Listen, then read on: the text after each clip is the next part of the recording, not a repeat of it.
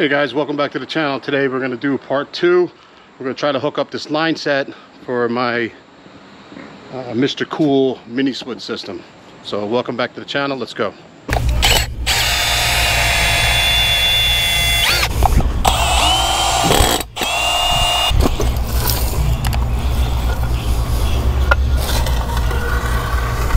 Not bad, huh? Gus, what do you think? What do you think of that slab? Pretty good, huh? Is that slab pretty good? How's the slab? How's the slab, buddy? Yeah. Look at this slab. So this is what I'm talking about. So that PVC that you saw me use, you can see the pipe right there. And then you can see the pipe over here as well. So that's a lesson learned. Just make that smaller. And that's really not great right here, but I'm totally okay. It's not perfect. I'm not a mason. I could have done better had I prepared a little bit more. And isn't that what the great Vince Lombardi said? Preparation leads to excellence, or something along those words.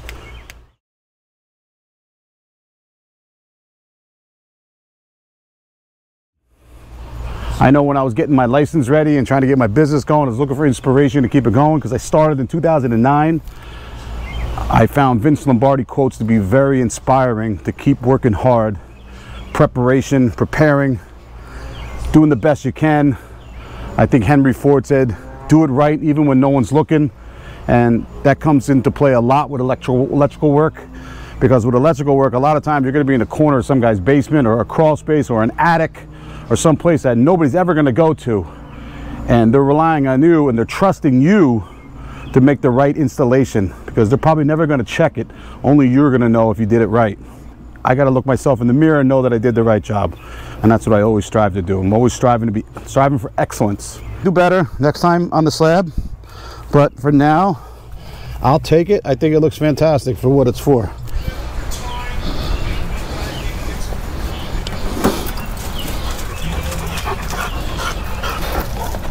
Hey.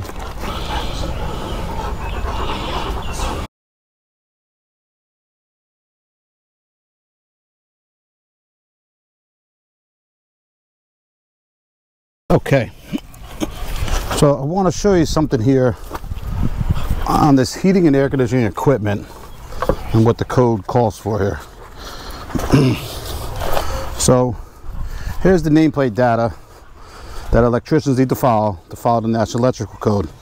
It'll say here the minimum circuit ampacity is 15.5. Okay, so it really can run 14 gauge wire there, even though it's 15.5. There's a couple exceptions I'll show you in the code book in a moment. And the maximum fuse, okay, is 25. So most people, or rather most non-electricians, say 25 amps. I didn't know they make 25 amp circuit breakers. Well, they do. That's the maximum fuse protection. So this particular air conditioner has its own built-in overcurrent protection. And the idea is the circuit breaker always protects the branch circuit conductors, which is going to be the wiring that I'm going to reinstall, which is here. I'm going to bring this into a disconnect box for service. And then we're going to jump from the disconnect box to the unit. I'm going to run number 12 wires. Technically, I could run number 14. I'm going to run 12. That's a better installation. And I'm going to change the circuit breaker on this circuit to 25 amps. You could also, if you have an existing branch circuit that's here, and maybe it's underneath a 40 amp circuit breaker and it's number 8 wire, you could put a fused disconnect in and fuse it at 25 amps. And you call it a day. It's a way to go. Then you run your 12 wires off that 40 amp circuit because the fuses are protecting the conductors going to the unit. And that's exactly what this nameplate data calls for. If you got questions, leave them in the comments. This is a great topic and it's an important topic for electricians to understand.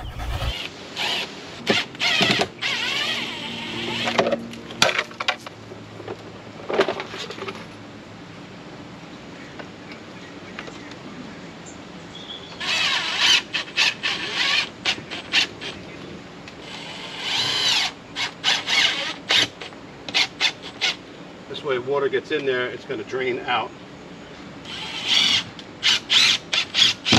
And remember here, we're going to be taking this out, we're going to be reusing the circuit, but right now it's connected to my air conditioner that's here. So I don't want to disconnect it so I don't have any power at all.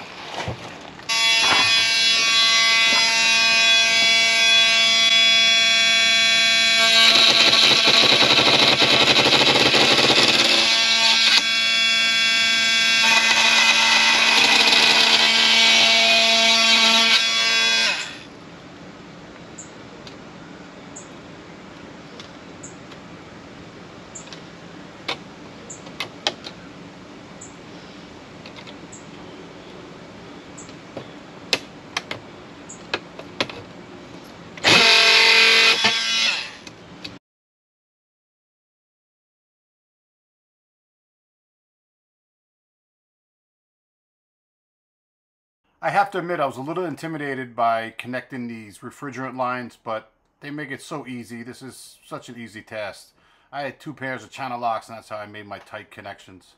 And then of course I came back and put some soapy water on there, and I saw no bubbles, so I knew that my installation was safe. But I did not put the dampening covers, the rubber covers, and the sticky covers that go over them for noise until after the tests were done, which you'll see later in this video.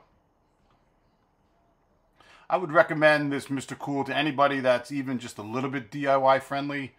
Obviously, I'm a licensed electrician. I'm good like that, and so I didn't really think this was too complicated. It took me a little bit longer than I thought it would, but that's just because I got a busy schedule. So I got this thing up and running in maybe like 2 weeks total. Maybe in as far as work hours though, maybe like 2 or 3 days, maybe 2 days at the most. And then we're just talking about, 4 hours each time. So altogether, I guess you could probably get this done in anywhere between 8 and 12 hours. But this protective leader that I have here, that looks like a gutter, that was sold separately, and it was only about $60 or so on Amazon. So when you're connecting these line sets at the unit, you can see there's a blue cover and a gray cover, and so you just match up the line sets to those particular colors. Make sure it's tight, and we get some soapy water and make sure it's not leaking. But before we do that, we got to open it up. So they give you a little tool here, you'll see in a second. I'll use this little hex head key to release the gases into the lines, and then you check to make sure there's no leaks. And once there's no leaks, you're almost good to go. The next step after that would be to connect the electrical lines.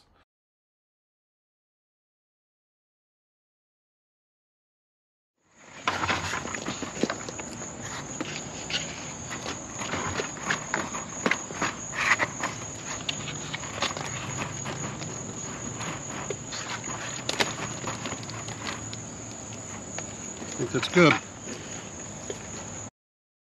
Okay, so as you can see here, I did the test with the bubbly water, or with the soap and water, looking for bubbles. There was no bubbles, so there was no leaks.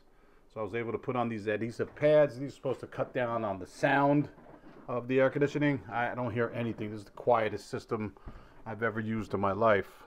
And then we just snap the cover back on. Now remember, the electrical conduit that you see going underneath the line set covering there, that's coming out and it's going to be rerouted along the sides and on the bottom of that line set. And that's what I'm doing here. I'm disconnecting that old line now that the air conditioning portion is done. And I'm going to go ahead and disconnect the air conditioner that I'm currently running inside the room on the inside, and disconnect this line, or rather reroute this line.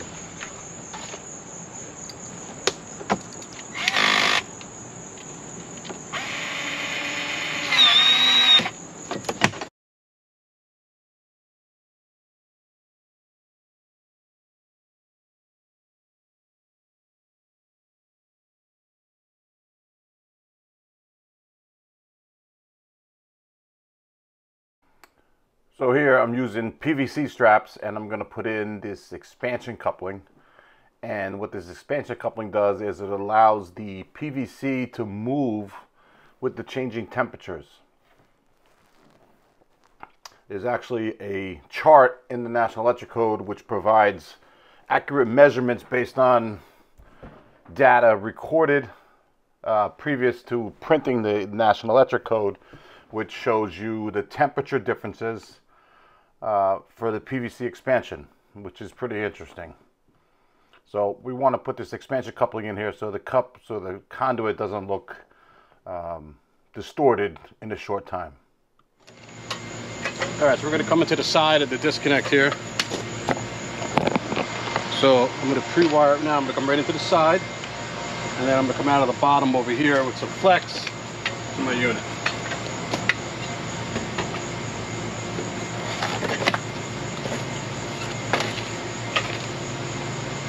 So I'm putting it on this cardboard so I don't scratch it.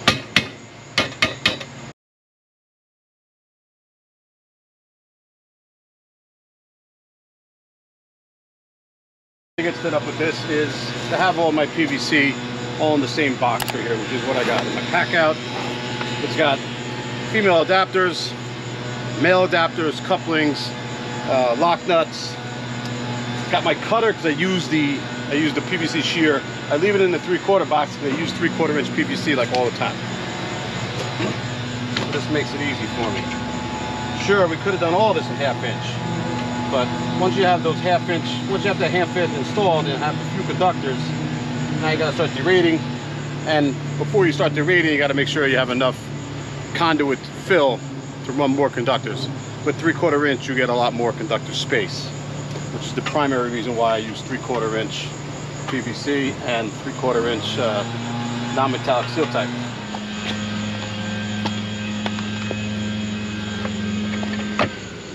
Just disconnect right here, I think, Rich, as close as we can to it. This is why I like keeping the pencil around my neck, so I always have it. I know it looks kind of goofy, but it works. Monday, so I guess it's got to be a Monday night preseason game tonight. Wish I knew who it was. I don't know when you're going to see this video. We'll glue this up. We'll attach our disconnect to it. Try to get a good bond around it.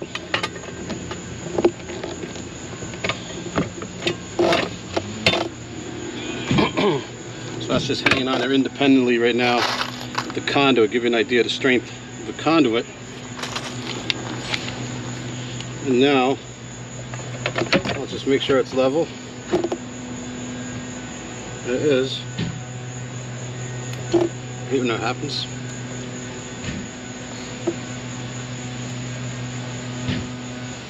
We'll get one here at the bottom. So this siding right here is the old asbestos siding. It's a pain in the ass to work with.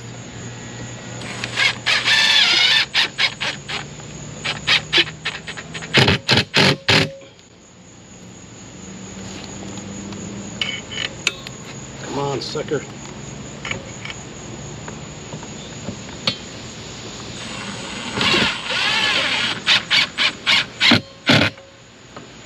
Now we'll get our whip. We'll take off this connector here for the wiring port.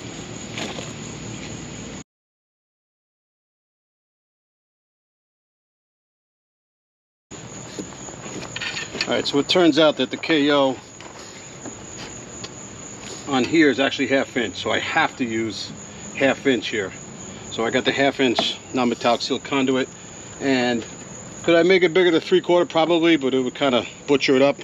So I decided to go with the 1/2 inch, which I have, of course. But over here on my knockout, on my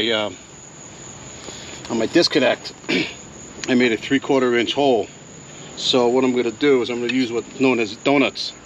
They're really reducing washers, but in the trade or at the supply house, if you ask for them, they might be known as donuts. So what I'm doing is I'm going from 3/4 inch to 1/2 inch. So the knockout around the inside here, the donut, is 1/2 inch. So see how that fits on there? So when I go to push this in there, the extra big hole is accounted for by the reducing washer. See, the hole that I used was a little bit too large for this connector. So the reducing washer, the donut, actually makes up for that size, so it can't go through or pull through and get disconnected inadvertently. Those are donuts. Now this is going to sit here like this. So we want to get this something like, we'll go behind here, we'll come up on this side right here. So we're going to cut it right there.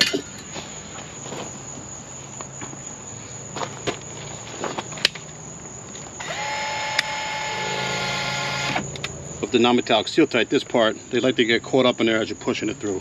So I always prefer to push the wires through first and then put the connector on. So that's what I'm going to do. If this wiring looks familiar, this is the wiring that was in place going to my window unit before, and I pulled it out of the conduit that was going to that old receptacle.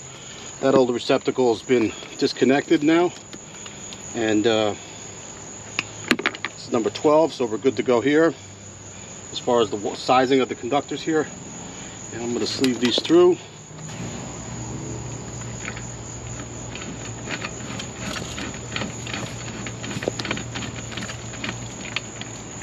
See, I knew it's going to get stuck. I know it.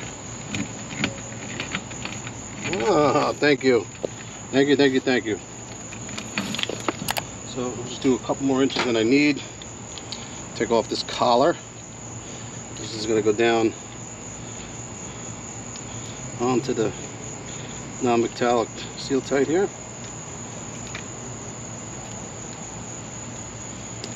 And then this piece goes down as well. And then this piece, this grommet right here, goes inside of the Seal-Tight, and that's what makes it watertight, along with this gasket, this yellow gasket here as well. So if you're doing this, make sure you don't just throw those pieces away, because you're going to need them to make it watertight. But of course, if you arrange this in a way, your conduit, your Seal-Tight here, if you arrange it in a way where water won't get inside, or you prevent it from going inside, you know, doing drip loops, that sort of thing, that'll go a long way to preventing it from happening too. See, that's why I came in through the bottom of my disconnect instead of from the side, which of course you could have done, because water's going to hit on top of here, it's going to go behind, it's going to go on the sides, but it's not meant to go inside the disconnect, obviously. And then this is also going into the bottom, so I don't think the water's going to get in here either. Inside this cover, it's tight up against there, and a weatherproof gasket there as well. Okay, so obviously this is a 240 volt circuit. So what that means is 2 legs of 120 volts from my circuit breaker. And in the electrician trade, we'll call this a series circuit, because current has just one path for current. I'm sorry, the conductors have one path for current to flow from the circuit breaker, or from the source through the circuit breaker, through the load, and then back to the source, continually, like a belt around your waist. And so what I did here is, there's only one terminal for the ground screw. So what I did was I took both of my grounds and pigtailed them, so I had one lead going to the grounding screw inside this unit here. And so there's 240 volts of source power for the unit. And then there's 3 control circuits that go between this condensing unit and the air handler that's on the inside. Real easy to install. Everything's numbered correctly, and all you got to do is match the colors of the conductors with the numbers, and you got a good installation. So now that the condensing unit's wired up, I need to run wiring from my source to my disconnect, and that's what I'm doing here. It's pretty simple, and I'm using the very popular nylon fish tape nowadays. And so obviously these lugs here, there's 2 line lugs. I believe they're in the middle, so that's the power coming in, and then the load are on the outside lugs going to the condensing unit. And then of course you snap in this cover on the on side, and so when I was ready to turn it on, the circuit breaker turned on, and once I told the unit to turn on below some air conditioning, it did that right away.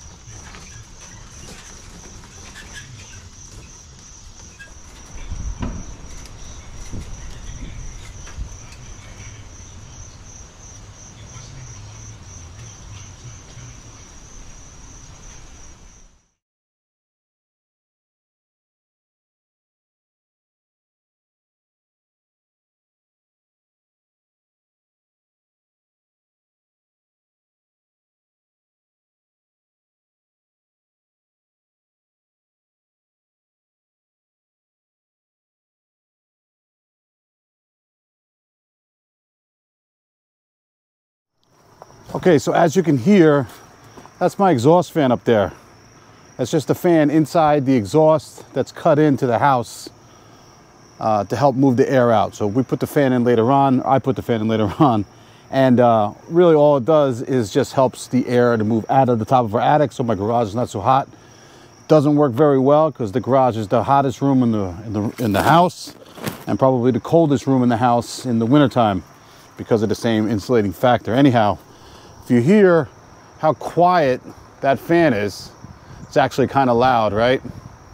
Compared to the 18,000 BTU Mr. Cool. This is running, producing some cool air inside right now, and you can barely hear that, am I right? Listen to that thing, how quiet it is. Very, very quiet. So this side, the front of it's actually the exhaust, so you want to make sure that you keep it open in front, which we've done. Okay, and since we energized this unit a couple weeks ago, I'm not gonna do any trick photography and show you that, hey, look, I just turned it on, it works. It's been running for a couple weeks, but I've had some things going on and I wasn't able to finish up this video till now. So obviously we connected the line set, the last video we saw, and the electric. The line set right here has insulation around the line set copper, and that just keeps the cooling and the heating inside the unit, or inside the piping. So insulation is very important. One of the upgrades that I did to this is I added a surge protection device just for the air conditioning, and obviously that green light tells you that it's protecting right now. So anything that's got a microprocessor in it, such as your computer or an air conditioner, maybe your microwave oven, or a dual fuel oven in your kitchen if you got a fancy kitchen, your microwave, your stereo, your computer, television, anything that's got a microprocessor is vulnerable to an electrical surge. So you can never have enough surge protection. So what I like to do is have surge protection devices at each of those units as well. So I added one to my air conditioner on top of the one that we have for the whole house that protects every circuit in the house. Pretty soon I'll take out this old air conditioner when I have time. That's going to take a few hours. I got to fix some of the roof right there, the flashing. Obviously this freeze board on the side, that could be replaced. The condensate line is working well. As you can see, we just have it dripping out here onto the gravel. I would like to dig a small pit right there so it has a place to go.